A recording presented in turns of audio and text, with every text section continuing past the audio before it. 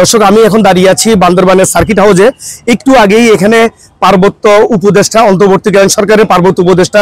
সুপ্রদীপ চাকমা, বান্দরবানের প্রশাসনের কর্মকর্তা এবং যারা গণ্যমান্য ব্যক্তি আছেন তাদের সাথে কথা বলেছেন যে, এবং এই মিটিং এর মধ্যে, এই বৈঠকের মধ্যে যে আমাদের বান্দরবানের জেলা প্রশাসক এবং পুলিশ সুপার সহ সেনাবাহিনী, বিজিবি সহ এবং বিভিন্ন সরকারি বেসরকারি প্রতিষ্ঠানের কর্মকর্তারা উপস্থিত ছিলেন। তিনি এখানকার প্রতিনিধিদের কাছে জানতে চেয়েছেন যে পার্বত্য এলাকার যে অন্তর্বর্তীকালীন যে জেলা পরিষদগুলো রয়েছে এগুলো পুনর্গঠনের বিষয়ে, এবং এই অঞ্চলে যে কেএনএফ নিয়ে, কুকিচিন ন্যাশনাল ফ্রন্ট কেএনএফ নিয়ে যদি দীর্ঘদিন থেকে যে একটি সংঘাতময় পরিস্থিতি চলছে এবং পর্যটন শিল্প যে লোকসানের মুখে পড়েছে, এবং সেই সাথে এই এলাকার উন্নয়ন অন্তর্বর্তীকালীন সরকার কিভাবে এই পার্বত্য এলাকার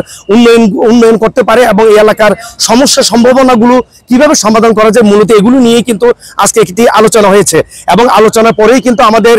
উপদেষ্টা সুপ্রদীপ চাকমা সাংবাদিকদের যেটি জানিয়েছেন সেটি হলো যে মূলত এখানে যে কেএনএফ নিয়ে এখানে যে দীর্ঘদিন থেকে যে সংঘাতময় পরিস্থিতি চলছে, বিশেষ করে বান্দরবানে, এবং পর্যটন শিল্প লোকসানের মুখে পড়েছে এবং এখানকার মূলত অর্থনৈতিক অবস্থায় একটি সংকটময় পরিস্থিতির দিকে যেটি যাচ্ছে, এটি কিভাবে উত্তরণ করা যায় এবং সেই সাথে এলাকার সবাইকে মিলে নিয়ে এবং এখানকার আলোচনার ভিত্তিতে এবং নিরাপত্তা বাহিনীর সাথে মূলত আলোচনা করেই এই যে সমস্যাগুলো কিভাবে সমাধান করা যায় সেটি নিয়ে তিনি কথা বলেছেন। এবং তিনি বলেছেন যে খুব শীঘ্রই এটি নিয়ে তিনি একটি ভালো ফলাফল যে জনগণকে দিতে পারবেন, এবং সেই সাথে যে কেএনএফ এর যারা বন্দী রয়েছে তারাও কিভাবে তাদের রাজবন্দী বা অন্যদের যেভাবে মুক্তি দেওয়া হয়েছে তাদেরকেও এইভাবে কোন পর্যায়ে নেওয়া যায় কিনা সেটিও আলোচনার মাধ্যমে সমাধানে তিনি একটি কথা বলেছেন। এবং আরেকটি বিষয় হলো যে পার্বত্য চট্টগ্রামের যে দীর্ঘদিন জেলা পরিষদগুলো রয়েছে, অন্তর্বর্তীকালীন জেলা পরিষদ, এগুলো পুনর্গঠনের জন্য তিনি খুব দ্রুতই একটি উদ্যোগ নেবেন, এটি তিনি আমাদেরকে বলেছেন। এবং সেই সাথে এই এলাকার সাম্প্রদায়িক সম্প্রীতি, এই এলাকার উন্নয়ন এবং যে সার্বিক যে নিরাপত্তা, সাধারণ মানুষের নিরাপত্তা, এই বিষয়গুলো কিভাবে